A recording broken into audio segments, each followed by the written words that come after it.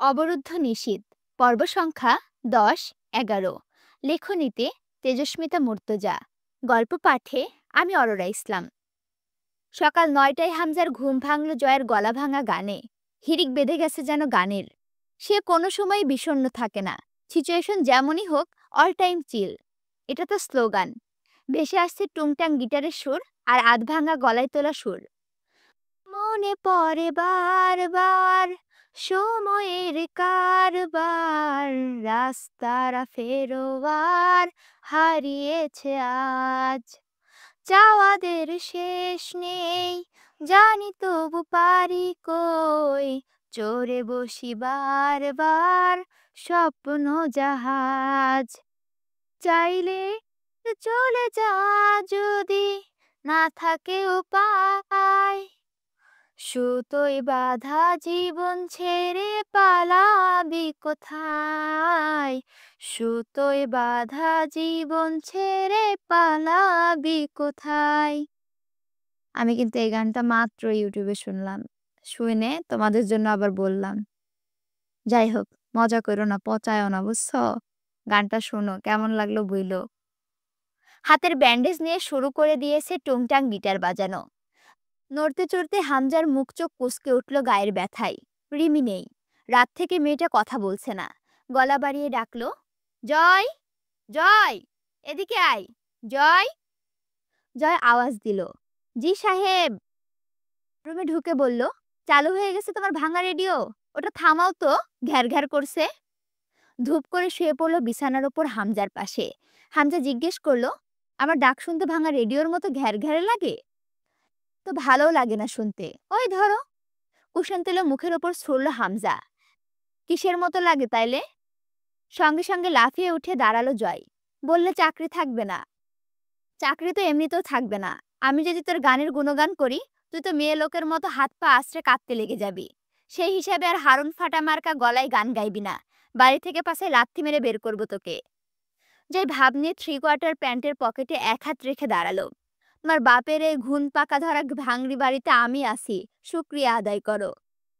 বিশাল কামাই করেছিস থেকে, যা ভাগ। তুমি বুঝবা না ব্রো, মামির কাছে জিজ্ঞেস করো, সে বুঝিয়ে দেবে। আমি হলাম সোনার ডিম দেওয়া রাজহাঁস।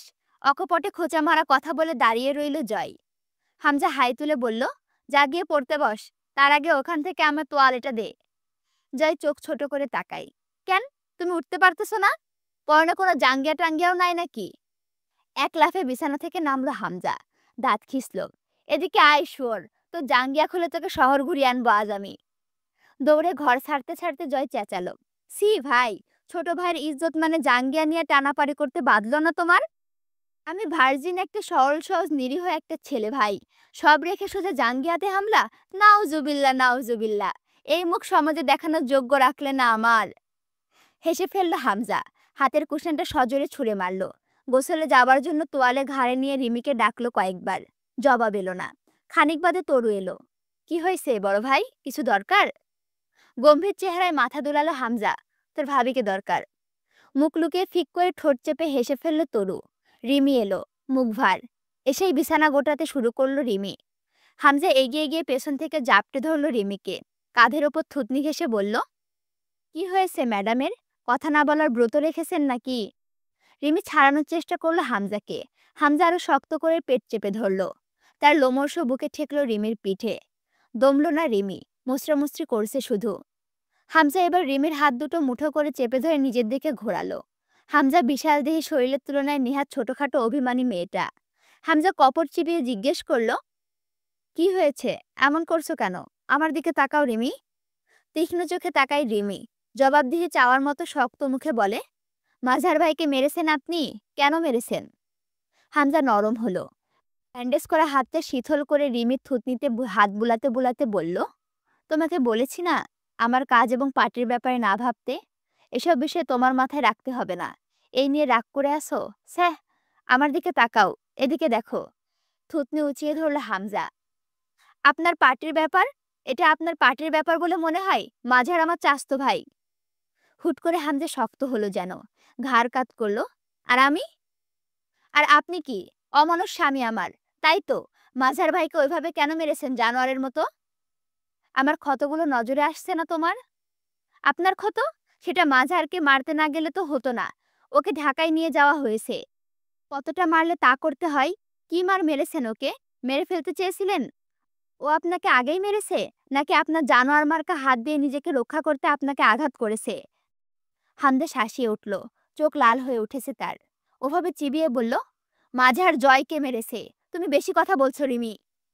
একদম ঠিক বলেছি নেতাবাবু। আজ থেকে একটু কম কথা বলার ইচ্ছে নেই আমার। জয়কে মেরেছে বলে আপনি ওকে মেরে ফেলার মতো করে মারবেন? জীবিত কবর খুঁড়ে মাটি দিয়ে দেব। বুঝেছো তুমি? কেউ জয়ের গায়ে হাত লাগালে তার হাতটা গুঁড়ো করে ফেলবো ভেঙে। চিবিয়ে উঠল হামজা। আচ্ছা, আমি মনে হয় একটু বেশি উত্তেজিত হয়ে যাচ্ছি। যাই হোক, মানে আসলে আমি তোমাদেরকে সেভাবে পড়ে বোঝানোর চেষ্টা করছি যে যেন তোমরা মনে করো যে সামনে ব্যাপারটা ঘটছে, উপলব্ধি করতে পারো। যেহেতু তোমরা শুনছো আমার কাছ থেকে। বাহ বাহ নেতাবাবু, জয়ের সামনে সবাই পর। আর আপনি আপনার শীতল স্বভাবের বিপরীতে এক পশুর সমান। কেউ আপনার কেউ না। আমাকেও চিনতে পারছেন না। জয় এতই আপন আপনার? তুমি তোমার নিজের কথা বলনি রিমি। মাঝারের হয়ে ওকালতি করছো, দরদ দেখাচ্ছ। কেন? সে তোমার চাস্তো ভাই বলে? ওয়েল, তাহলে জয় আমার জান। এবার বোঝো, ওর শরীর থেকে রক্ত ঝরলে আমার কোথায় ব্যথা লাগে।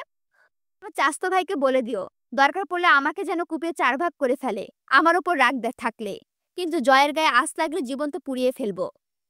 রিমি অবাক হওয়ার সাথে সাথে কেঁদে ফেলল। গলা ও থুতনি ভেঙে এলো তার। তার মানে আপনার কাছে নিজের অথবা আমার কোনো মূল্য নেই? এগিয়ে এসে হামদার ব্যান্ডেজ করা কবজিতে হাত রাখলো আলতো করে। আপনার কিছু হলেও সমস্যা নেই। আমি তারপরে ভেসে বেড়াবো আপনাকে ছাড়া। তাতেও সমস্যা নেই আপনার? শুধু জয়ের কিছু হলে ব্যথা লাগে আপনার বুকে? মানে এই কথাগুলো রিমি অভিমানী স্বরে বলল যে, আপনার কিছু হলে সমস্যা নেই, আমি ভেসে বেড়ালে সমস্যা নেই। এই কথাগুলো রিমি বলল। তো তার প্রত্যুত্তরে হামজা বলল, অবুঝের মতো কথা বলো না। হামজা নরম হলো। অবুঝের মতো তো এতদিন ছিলাম। আজ প্রথমবার বুঝলাম আমার জায়গাটা কোথায় আপনার জীবনে। আমি শুধু একটা অপশন অথবা উদ্ভ্রান্ত হয়ে রয়ে গেছি আপনার কাছে। সামান্য এক জয়ের জায়গা নিতে পারিনি আপনার ভেতরে। আমায় রাগিও না রিমি। চেনোনি আমায়? একটা মানুষের ভিতরে সবার জন্য আলাদা আলাদা স্থান থাকে। জয়ের জন্য তেমন আলাদা একটা বিশেষ স্থান আছে আমার ভেতরে। তার মানে এই নয় তোমাকে আমি ভালোবাসি না। ভালোবেসেই বিয়ে করে এনেছিলাম। ভুলে বসেছো সব? এক চাস্তো ভাইয়ের খাতিরে তুমি আমার অবস্থান ভুলে যাচ্ছ মনে হয়। আপনিও তো জয়ের সামনে আমার অবস্থান ভুলে বসেছেন। শুরুটা কাল রাত থেকে তুমি করেছো। আমি জখম হয়ে রুমে এলাম। তোমাকে ডেকেও বারান্দা থেকে রুমে আনতে পারিনি। শরীরের ব্যথা নিয়ে ওইভাবে কাতরাতে কাতরাতে শুয়ে পড়েছি। তারপর টের পেয়েছিলে জয় এসে কম্বল টেনে দিয়ে ব্যথার ওষুধ খাইয়ে আবার একচোটে ঝগড়া করে গেছে রুম থেকে। জয় আমার জীবনে বিশেষ কিছু, এটা অনস্বীকার্য সত্য। রিমি বলল, বিশেষ নয়, গোটাটাই ওর আপনি। না বুঝে কথা বলো না। জয় পুরো দুনিয়ার জন্য জঘন্য এক ব্যক্তিত্ব হয়ে উঠলেও সেই দিনও আমার কাছে এবং চিরদিনও আদরের। লোকের সাপেক্ষে না, আমার সাপেক্ষে বিচার করলে ওকে ভালোবাসা আমার জন্য জায়েজ। কেন? সে কি এমন মহান লোক?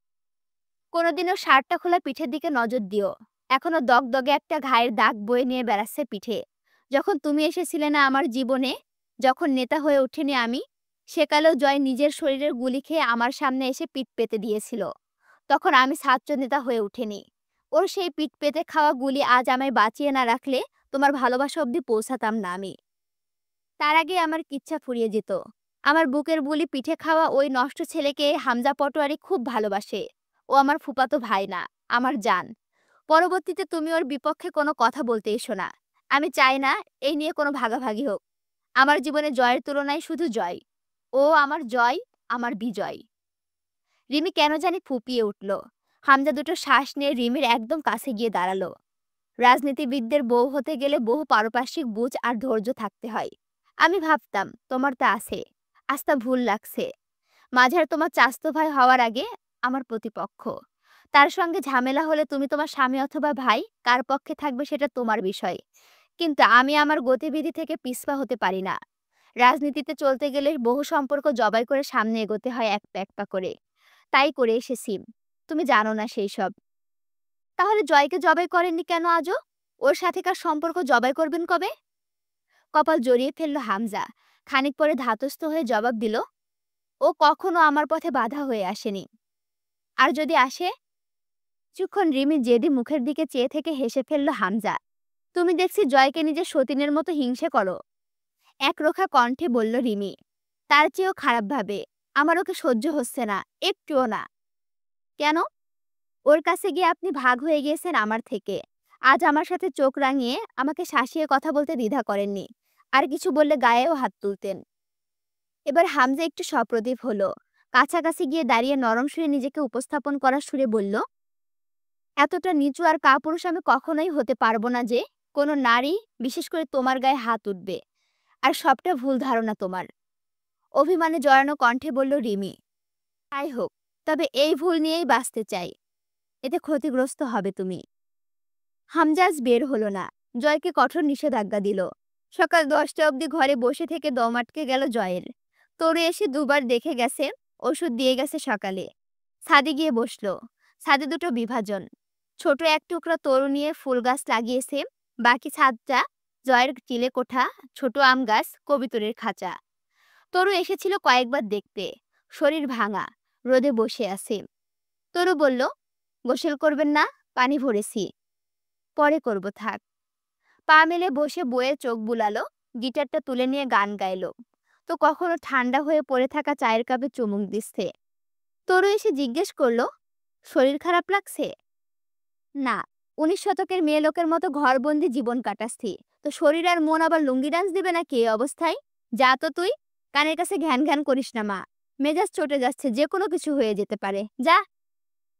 দুপুর 1:30টার দিকে এই শরীরে বেরিয়ে পড়লো বাড়ি থেকে। সম্ভব না এভাবে পড়ে থাকা। হামজা তখন ব্যথার ওষুধ খেয়ে ঘুমাচ্ছে নিজের রুমে। এবার আবার দৃশ্য আর দিকে গেল, মানে অন্তুর দিকে চলে গেল। বেশ ভালো রোদ বেরিয়েছে দুদিন বাদে। আগে দুদিন সূর্যের তেজ কম ছিল। ক্লাস শেষে বিল্ডিং থেকে বের হয়ে শহীদ মিনারের সম্মুখে এসে দাঁড়ালো অন্তু। অন্তু! পেছন ফিরে তাকালো অন্তু। প্যান্ট শার্টের ওপর সাদা রঙা বিশাল একটা শাল জড়ানো জয়ের শরীরে। উদ্ভট ব্যাপার। সাধারণত পরে লুঙ্গি। তাছাড়া কড়া রোদ বেরিয়েছে, তাতে চাদরের প্রয়োজন নেই। ঘৃণায় চোখ নত করলো অন্তু। জয় সামনে এসে দাঁড়ালো। তোমার নাম কে রেখেছিল? আপনার কাছে প্রয়োজনীয় কোনো টপিক থাকে না, তাই না? অবশ্য যুক্তিযুক্ত বিষয় আপনার সাথে যায়ও না। তুমি শালে চটকানা খাবা। থাবড়ে তোমার মুখের নকশা বদলে দেই। তার আগে প্রশ্নের উত্তর দাও। অন্তু বিরক্ত গেলে চোখ বুজে বলল, আব্বু রেখেছেন, এখন আমি যাই। জয় যেন শুনতে পেল না শেষের কথাটা। তোমার বাপ এই ভেটকি মার্কা নাম ছাড়া মুল্লুক ঘুরে আর কোনো নাম পায় নাই? অন্তু, আরমিন, কিসব বেওড়া নামের বাহার। অন্তু নাক কুচকে তাকালো। বেওড়া আবার কি? তখন গিয়ে সূর্য দিয়ে আসতেন, তা তো আর দেননি। এখন সে পুরনো পুঁথি গাওয়ার মানে হয় না। কোনো প্রয়োজন আছে আমার সঙ্গে? চমৎকার ভঙ্গিতে মাথা নাড়ল। আছে তো সুইট হার্ট। তোমার সাথে বহুত প্রয়োজন আছে আমার। তবে আপাতত কথা আছে তোমার সঙ্গে। আমার সঙ্গে কি কথা আছে আপনার? জয় পেছনের দলের উদ্দেশ্যে মুখ বাঁকিয়ে অসহায়ত্বের ভান করে বলল, কেউ বোঝায় একে আমার সাথে তেজ না দেখাতে। আমি ডিস্টার্ব হই খুব। কিন্তু তাড়া দিল, জলদি বলুন, আমার কাজ আছে। জয় নাক টানলো আবারও। গলার স্বর বসে গেছে। শুনতে আতিফ আসলামের মতো লাগছে কণ্ঠস্বর। রে, এত হুটোপুটি করলে তোমাকে দেখতে আরো বেশি গরম লাগছে সুইট হার্ট। Sweetheart? কাজ ঝাঁকালো জয়। Yes sweetheart. আমার সাপেক্ষে তুমি একখান সুইট হার্ট। তুমি তো ভালো না, মাগার তোমার কাছে একটা সুন্দর মিষ্টি হৃদয় আছে। সুতরাং তুমি সুইট হার্ট অথবা মিষ্টি হৃদয়। অন্তু তাচ্ছিল্যে হাসলো। সেই সূত্র অনুসারে তো আমি সকলেরই সুইট হার্ট। জয় হুট করে দাঁতে দাঁত পিষল। জানে মেরে ফেলবো, খালাস হয়ে যাবে একদম দুনিয়া থেকে। আমি বাদে তুমি যার যার সুইট হার্ট। আমি ডেকেছি এই নামে, সুতরাং শুধু আমিই ডাকবো। নিজস্বতা দেখানোর এই ভঙ্গিমাটা কেবলমাত্র জয়ের রসিকতারই অংশ। বুঝে অন্তু চুপ রইল। চলো কোথাও বসি। অন্তু হাসলো। আপনার মাথা নষ্ট সিনিয়র। ঘাড় নেড়ে সম্মতি জানাই জয়। ঢুকছো সিস্টার? তাই একটু একটু অবশ্যই। তাই বলে তুমি খোটা দিতে পারো না আমায়। অন্তু সুন্দর করে হাসলো। নাটক শেষ হয়েছে আপনার? শো শেষ হলে এবার আমি যাই। জয় মারির দাঁতে জিহ্বা ঠেকিয়ে হাসলো। নাটক ভালো লেগেছে তোমার? ভালো লাগলে আরেকটু করি। খুব বাজে ছিল। জয় ঘাড় চুলকালো। শুনেছিলাম প্রেমে পড়লে মানুষের মেধা হারিয়ে যায়। আমারও নাটক করার গুণ হারিয়ে গেছে তোমার প্রেমে পড়ে। উফ, কি যে প্রেম প্রেম পাচ্ছে তোমায় দেখে। ইচ্ছে করছে দাঁত চোপড়ার স্ট্রাকচার বদলে দেই। এত প্রেম কেন তোমার মধ্যে? প্রেমের গোডাউন যেন। জয়ের নাটক দেখে অন্তুর ঘৃণার উদ্বেগ হওয়ার সাথে সাথে হাসিও পেল। একটা মানুষ কতটা খারাপ মানসিকতার হলে কাউকে জ্বালাতন করতে এমন বাজে পন্থা অবলম্বন করতে পারে। শহীদ মিনারের সিঁড়ির ওপরে বসল জয়। বসার সময় চাদর উঠে যাওয়ায় ক্ষত দেখা গেল। পৈশাচিক এক আনন্দ হলো অন্তুর। আর মিন? হুম, চলো বিয়ে শাদী করে ফেলি। কত বয়স হয়ে গেল আমার, কতকাল একা ঘুমাবো অত বড় বিছানায়। অন্তু অতি ধৈর্যের সাথে হাসল। ভাবনাটা ভালো, তবে সব ভাবনা বাস্তবায়িত করতে হবে কেন? ভাবনা বাস্তবায়িত না করলে চলে, কিন্তু চাহিদা সেটা পূরণ না করলে কি করে চলবে? ঠোঁট উল্টে সায় দিল অন্তু। যুক্তি আছে যুক্তিতে। এ সৌভাগ্য আমার কোন নেকির ফল যে আমি আপনার চাহিদা হয়ে উঠেছি? জয় বেশ উৎসাহিত কণ্ঠে বলল, এক্স্যাক্টলি। কোনো না কোনো নেকির কাজ তো করেছিলে জীবনে, এই জন্যই তো আমি তোমার প্রেমে মজে যাচ্ছি দিন দিন। কি জাদুটাই করলে শালি তুমি, মেরে ফেলো আমায়। কবির একটু নড়ে চড়ে উঠল এবার, কাশলো গলা খেকিরি দিয়ে। জয় দ্রুত পিছে ফিরল। কিরে, তুই আবার অস্ত্র বের করছিস নাকি? আরে শালা, প্রেমিকার প্রেমে মরা আর তোর মতো বয়লারের অস্ত্রের আঘাতে মরা এক না রে পাগলা। তার উপর প্রেমিকার সামনে তোর হাতে জখম হয়ে মরলে মান ইজ্জত কিচ্ছু থাকবে না। অন্তু জিজ্ঞেস করলো, আপনার জরুরি কথাটা বললেন না এখনো। আই লাভ ইউ, প্রেমে পড়ে যাও আমার। অন্তু হাসলো। এই জন্মে তো না, পরের জন্ম অব্দি অপেক্ষা করতে বলছো? জি, একদম, যেটার কোনো অস্তিত্ব নেই। তাহলে তো যা হওয়ার আর করার এই জন্মেই করতে হবে। এত খারাপ দিন আমার জীবনে কোনোদিন আসবে না। অন্তুর শীতল ভাবটা কেমন ন্যাপথলিনের টুকরোর মতো বাষ্প হয়ে যাচ্ছে যেন। করা হয়ে উঠছে কণ্ঠস্বর। জয় উঠে দাঁড়ালো। তোমার জীবনে এত ভালো দিন আমি রাখবো না যে তুমি ভালো না বেশে পার পাবে। চ্যালেঞ্জ করো না আমায়। আমি সিরিয়াস হয়ে গেলে খুব বাজেভাবে ফেসে যাবে। কথাটা দারুণ প্রভাবিত করলো অন্তুকে। কর্কশ গলায় বলে উঠল, ধরুন চ্যালেঞ্জ করলাম। এতটুকু দৃঢ়তা তো আমার এই আমির ওপর রাখি আমি যে এমন কোনো দুর্বলতার অস্তিত্ব নেই এই জগতে যেটা আপনার মতো সভ্যতাহীন আদিম পশুকে ভালোবাসতে বাধ্য করতে পারে আমায়। যেখানে স্বয়ং মৃত্যুকে আমি চ্যালেঞ্জ করছি এর প্রেক্ষিতে মরণ স্বীকার করলাম আপনার কথার বিপরীতে। সতর্ক করার মতো করে শান্ত স্বরে বলল জয়। আরমিন, তোমার এত সব কনফিডেন্স আমায় আবার সিরিয়াস না করে তোলে দেখো। অটল হলো অন্তর কণ্ঠস্বর। আপনার এই কথাটাই আমার জিদের আগুনে কেরোসিন দ্রবণ ঢালছে। খুব খারাপভাবে হারবে তুমি, ভালোভাবে পিছু হাঁটবেন আপনি। আমার মান মর্যাদা ও সম্মান ছাড়া আমার এই গোটা জীবনে দ্বিতীয় কোনো পিছু টান বা দুর্বলতা রাখি না আমি। জয় আর কথা বলল না, চমৎকার মুচকি হাসল। রাবেয়া বেলা 11টার দিকে মায়ের বাড়ি গেলেন। বড় ভাইয়ের কাছে কিছু ধার পাওয়া গেলে তাও পাওনাদারদের একটু ঠেকানো যাবে, সময় পাওয়া যাবে চাইলে। আমজাদ সাহেবের অরাজি গম্ভীর মুখ দেখেও গেছেন রাবেয়া। অন্তুও চলে এলো। আব্বুর উদ্বিগ্ন মুখ আর কাথর চোখের চাহনি ভালো লাগে না। বছরখানেক আগে রাবেয়ার পিত্তথলিতে পাথর ধরা পড়ল। তৎক্ষণাৎ সার্জারি করিয়েছিলেন আমজাদ সাহেব।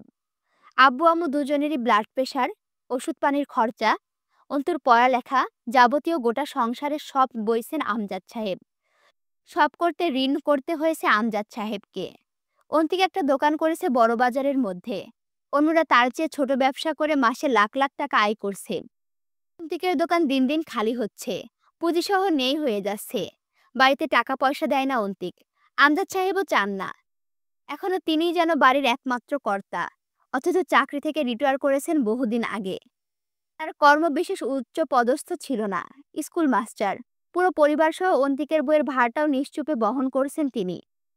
অন্তিক নিজের এই লালবাতি জ্বলা ব্যবসার ব্যাপারে কোনো আলাপ আব্বুর সাথে করে না। অন্তিক অকালে বউ আনার পর স্বপ্ন ভাঙা আমজাদ সাহেব মার্জিয়ার সামনে দাঁড় করিয়ে দুটো থাপ্পড় মেরে বলেছিলেন, খেতে দিবি কোথা থেকে, সেই তো আমার ঘরে চড়ে বসবি। অন্য উপায় আছে? আর কত কি দিকে যাবো এই সামান্য কামাই নিয়ে? আমি তো তোকে জন্ম দিয়েছিলাম, দুহাতে এতদূর টেনে এনেছিলাম। তোকে নিয়ে রাতভর স্বপ্ন বুনেছি জালের মতো।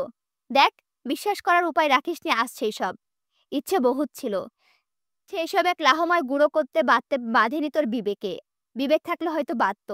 বয়স কত হয়েছে, বিয়ে করে এনেছিস, তাও আবার আমার নামের সম্মান ডুবিয়ে। কি কাজ করিস? বউকে খাওয়ানোর মুরদ আছে? চাকরি বাকরি করার যোগ্যতা হয়েছে? আমার ছেলে এমন মূর্খ হবে তা জানলে হয়তো একদিন তোকে দুনিয়াতেই আনতাম না। কিন্তু প্রথমবার সেদিন আব্বুকে নিজের অভিজাত ব্যক্তিত্ব থেকে বেরিয়ে প্রথমবার এমন কম দামি সাধারণ বাক্য, মূর্খ সরল ধরনের কথা বলতে শুনেছিল। এরপরে দিন থেকে আজ অবধি চুপচাপ সব ভার বহন করছেন, কোনো অভিযোগ করেননি দ্বিতীয়বার। কিন্তু অন্তিক বোধহয় বাপের সাময়িক ক্ষোভকে ধরে রেখেছেন। কিছু বিচ্ছেদমূলক কাজ করে বসেছিল। এই বাড়িতে থেকে সামনে দিয়ে আসা যাওয়া করে, মাথা তুলে তাকায় না, আব্বুর সাথে কথা বলে না, ধার ধারে না কোনো কিছুর। সে যে আছে দুনিয়াতে, তার অস্তিত্ব খোঁজ পাওয়া মুশকিল।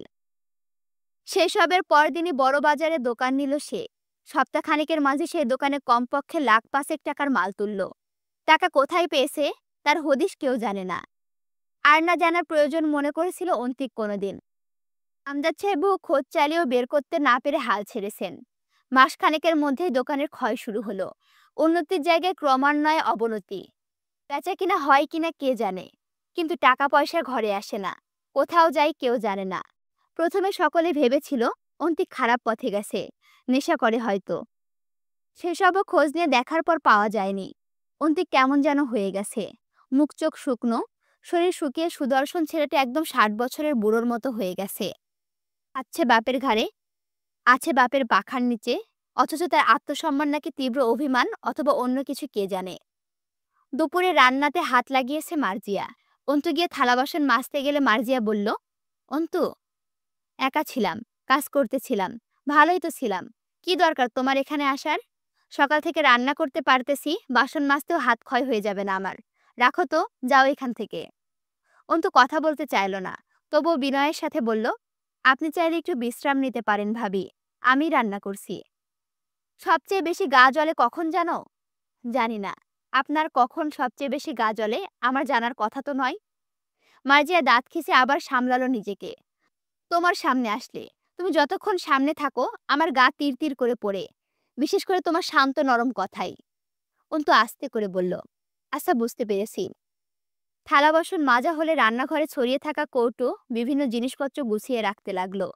মার্জিয়া বলল, আমার চাস্তো ভাইকে পছন্দ হয়নি তোমার? হয়নি এমন নয়। তাহলে কোনো জবাব তো দিলে না। আসলে ভাবি, এখন বিয়ে করতে চাই না আমি। বিয়ে করার মতো হলে তো আর ভেগে যাব না। আপনারা যেখানে খুশি ভালো মন্দ বুঝে দেবেন। ভেগে যাবা না তার গ্যারান্টি কি? অন্তু চুপ রইল। মার্জিয়া আবার বলল, বিয়ে কেন করবা না? বয়স কি ১৫তে পড়ে আছে তোমার? কচি ভাবো নিজেকে। কমপক্ষে ২২-২৩ বছর চলতেছে। মেয়ে মানুষ কি আবার ৩০ বছর বয়সে বিয়ে করে? বয়স একটু বাড়িয়ে বললেন, যাই হোক, পড়ালেখা অথবা সংসার দুটোই এককভাবে করতে হয়। আউটসাইড পিছুটার নিয়ে দুটোর কোনোটাই ভালো হয় না। সংসার করলে শুধু সংসার, পড়ালেখা করলে পড়ালেখা। অনার্সের আর ২ বছর দেখতে দেখতে কেটে যাবে।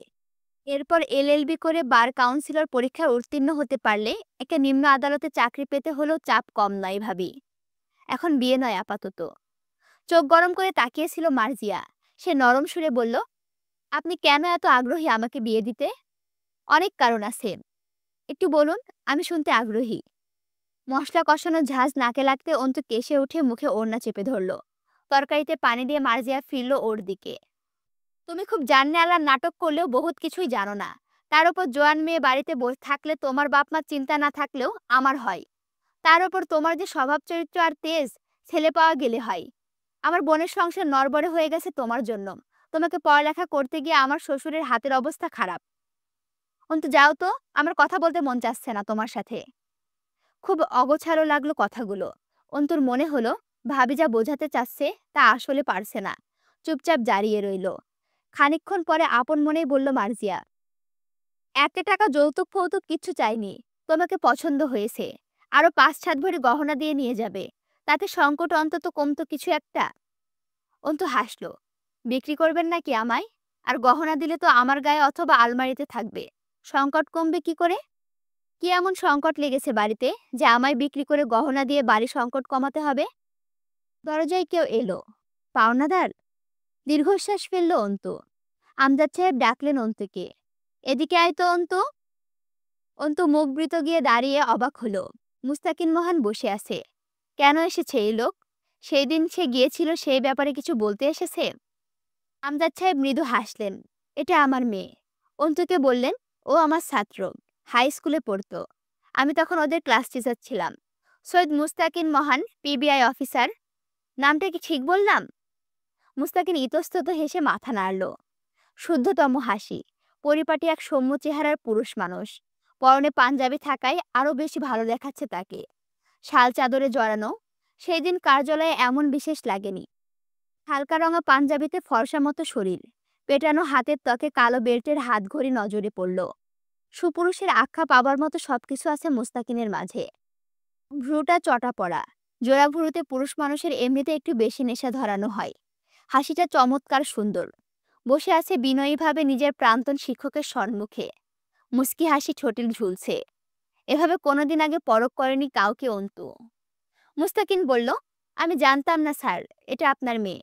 ছোটবেলায় স্কুলে দেখেছি বোধহয়, এরপর সেদিন ভার্সিটিতে একবার দেখা হয়েছিল। কিন্তু হেজাবের আড়ালে তার উপরে বড় হয়ে গেছে, চিনতে পারার কথা না। সৌহার্দ্যপূর্ণ কণ্ঠস্বর। ভার্সিটিতে? তুমি কি করছিলে ওখানে? সামাজিক খোঁজখবর থেকে বেশ দূরে চলে এসেছেন স্যার। একটা ভয়ানক রেপ কেস ঘটে গেল আপনাদের এরিয়াতে, জানেন না? সেটা তদন্তে আছি। স্যার স্যার করছিস কেন বাপ? তোরা কত বড় মানুষ হয়ে গেছিস, এসব ডাক শোনার যোগ্যতা পেরিয়ে গেছিস। আমার থেকে বহুত বড় হয়ে গেছিস। আগে মনে হতো তুই লম্বা হবি না বেশি, আজ তো দেখছি নকশায় বদলে গেছে দেহের গড়নের। মুস্তাকিন মাথা নিচু করে হেসে ফেলল। স্যার, আমি আপনার কাছে চিরদিন নিয়মিত বেতের বাড়ি খাওয়া ছাত্র। আপনারা কোনোদিন ছোট হবেন না, আর না আমি বড় হব। এইসব কথা বলে আজও সে একইভাবে লজ্জায় ফেলছেন, যেভাবে স্কুলে পড়া না করে গেলে অপমান করতেন। আজও নাম ধরে একবার ডাকুন, আমি নস্টালজিক হয়ে যাব নির্ঘাত। কিন্তু আপনার দীপ্তির সাথে অভিজাত্য কমে এসেছে স্যার। কোনো ট্রমাতে আছেন মনে হচ্ছে। আমজাদ সাহেব হাসতেন। কবে শিফট হয়েছিস দিনাজপুর? মাস 6 হলো। আমজাদ সাহেব অন্তুকে ইশারা করলেন, যা। তার ধারণা ছিল পুলিশ বা সরকারি চাকরিজীবীরা সব আঙ্কেল টাইপের, তেলে ড্রাম মার্কা ভুড়িওয়ালা, টাকলু আর বয়স্ক দেখতে বিকট ধরনের হয়। আমজাদ সাহেব জিজ্ঞেস করলেন, মামার বাড়িতেই থাকছিস? না, ফ্ল্যাট ভাড়া করে থাকছি। বৌমাকে আনলি না? ছেলে মেয়ে কয়টা হয়েছে? কবে মোড়ে টোরে যাব, দেখা করতে এলো না ওরা বাপের বুড়ো সারের সাথে? গম্ভীর মানুষটার এই সহজ দিকটা অনেকের অজানা, অথচ মুস্তাকিন খুব জানে স্যারের এই মুক্তমনা হাস্যোজ্জ্বল রূপকে। হেসে ফেলল ও। স্যার, আগে তো একটা জিজ্ঞাসা করতেন বিয়ে করেছি কিনা। আমজাদ সাহেব গম্ভীর হলেন। বয়স কত তোর? কত বলে মনে হয় স্যার আপনার? আমজাদ সাহেব অপদ্মস্তক দেখে বললেন, আন্দাজ করে কথা বলার অভ্যাস আমার নেই, তবে দেখতে বেশ ফিটফাট হয়েছে। আগে তো মোটু ছিলি, শরীরের মেদ নেই হয়ে গেছে, শুধু বড় বড় চোখ দুটো আছে। মুস্তাকিন কপালে আঙুল ঘেঁষতে ঘেঁষতে ধীরে ধীরে হেসে ফেলল। লজ্জা পাচ্ছি স্যার। আমজাদ সাহেব বললেন, কন্যা রাশি তোর? মুস্তাকিন এবার শব্দ করে হেসে উঠল। নিঃশব্দে হাসলেন আমজাদ সাহেবও। মুস্তাকিন চেয়ে রইল গৌরাঙ্গ পুরুষটির সুলভ হাসির দিকে। তরতরে তেজি হাসি স্যারের। মুস্তাকিনের সবচেয়ে প্রিয় শিক্ষক, সর্বকালের সব শিক্ষকদের মাঝে। হালকা মেহেদি রঙে রাঙানো দাড়িতে সাদা লুঙ্গির সাথে ফতুয়া পরা লম্বা আত্মবিশ্বাসী পুরুষটি মুস্তাকিনকে বরাবরই মুগ্ধ করে। মুস্তাকিন হাসি থামালো। কেন স্যার, ছেলেদের লজ্জা পাওয়ার অধিকার নেই? অন্তু ট্রে ভর্তি নাস্তা আনলো। মুস্তাকিন বলে উঠল, স্যার এটা ঠিক হলো না। আমজাদ সাহেব গম্ভীর হলেন। এখন তুই আমার ঠিক ভুল শেখা।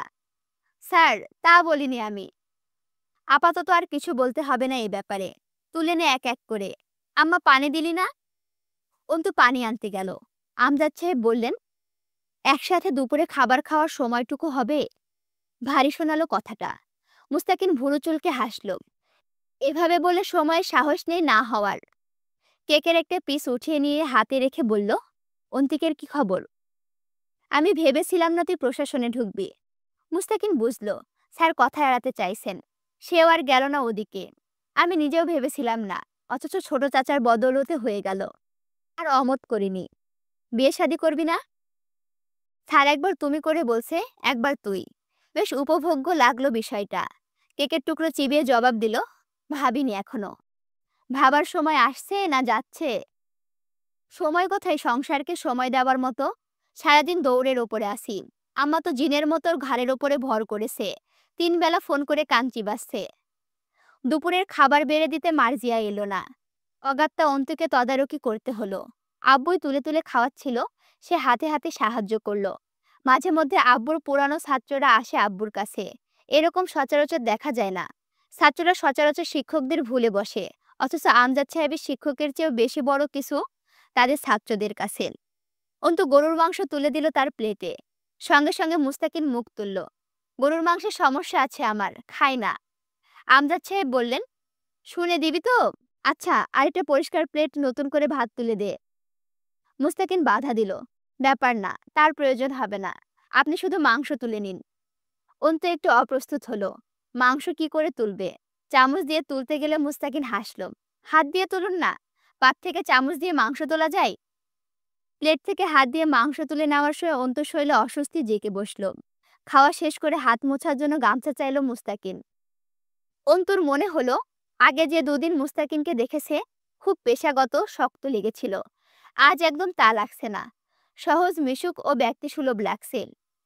তোয়ালেতে হাত মুছতে মুছতে সেটা আবার অন্তুর দিকে ফেরত দেওয়ার সময় অন্তুর দিকে তাকিয়েছিল মুস্তাকিন, বেশ বেহেলাস দৃষ্টি। অন্তুর মুখ দেখতে পাওয়া যাচ্ছে না, এই বিষয়টা যেন মুস্তাকিনের কৌতূহল ও অনুরাগ বাড়িয়ে তুলল অন্তুর দিকে মনোযোগী হতে। অন্তুর চেয়ে বেশ খানিকটা লম্বা মুস্তাকিন। প্রশাসনের লোকদের একটা নির্দিষ্ট লম্বা উচ্চতা থাকে। একটা ঢোক গিল মুস্তাকিন। ওড়নায় আড়াল করা মুখের ওপর দেখতে পাওয়া চোখ দুটোকে গিলে নিল বোধহয়। বেশ অস্বস্তিতে পড়ল অন্তু। আমজাদ সাহেব হাত ধুতে রান্নাঘরে উঠে গেছেন, ভিমবার লাগিয়ে হাত ধোয়ার উদ্দেশ্যে। মুস্তাকিন অন্তুকে জিজ্ঞেস করল, কোন ইয়ারে পড়ছেন? সেকেন্ড ইয়ারের ফাইনাল ইয়ার দেব। কোন অনুষদে? এলএলবি। বাপরে, হবু উকিল ম্যাডাম? অন্তুর কি হলো জানা নেই, কেমন আড়ষ্টতা ভর করল, মাথাটা নত করে মৃদু হেসে ফেলল। এর প্রথম বোধহয় সে আর পাঁচটা মেয়ের মতো কারোর সামনে বেশ অপ্রস্তুত আর সংকুচিত হয়ে পড়েছে। মুস্তাকিন নিচু আওয়াজে বলল, এই জন্য সমাজের কুকীর্তি নিয়ে বেশ ক্ষোভ আছে আপনার মাঝে। অন্তু কথা ঘোরালো, আমি আপনার অনেক ছোট বোধহয়, আপনি বলছেন শুনতে ভালো লাগছে না।